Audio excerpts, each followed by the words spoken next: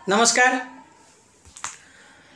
एका चांगल्या बँकेतली एक महिला जिचं आत्ताच 6 महिन्यापूर्वी लग्न झालंय, तिने 2 वेळा घरच्यांच्या टॉर्चरमुळे फिनेल पिऊन स्वतःला संपवण्याचा प्रयत्न केला। आता ह्या अशा सिच्युएशनला आज त्या मुलीच्या पॅरेंट्सनी मलाशी संपर्क साधला की मॅडम आम्ही करू काय, कारण अजूनही ती नवऱ्याकडेच राहते। आता यामध्ये एकच सल्ला देऊ इच्छिते मी की असलेल्या परिस्थितीत असलेल्या कपड्यांमध्ये त्या मुलीला सुखरूपपणे सर्वात प्रथम तुम्ही आपल्या घरी म्हणजे आई-वडिलांच्या घरी रिटर्न घेऊन या।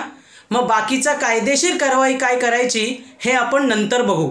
हा एकमेव सल्ला आज मी फोनवरून जे आई-वडील अक्षरशः रडत होते त्यांना मी दिला। बँकेतल्या चांगल्या प्रथितयश मिळालेल्या बँकेत ती मुलगी नोकरी करते आणि याच वर्षी तिचं लग्न झालंय।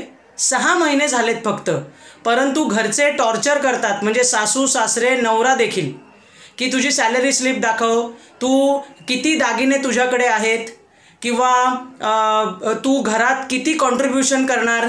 फक्त 6 महिन्याच्या आत अशा प्रकारचा त्रास सुरू झालेला आहे तिला।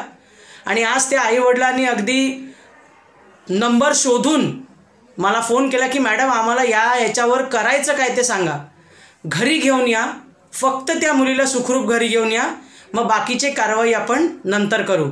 लक्षात ठेवा, आपली मुलगी सेफ राहणं हे अत्यंत गरजेचं आहे। बाकी कायदा आहेच त्या लोकांना शिक्षा करण्याकरता, लक्षात ठेवा।